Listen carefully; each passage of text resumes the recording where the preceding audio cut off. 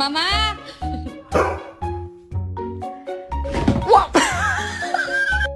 Okay. Whoa!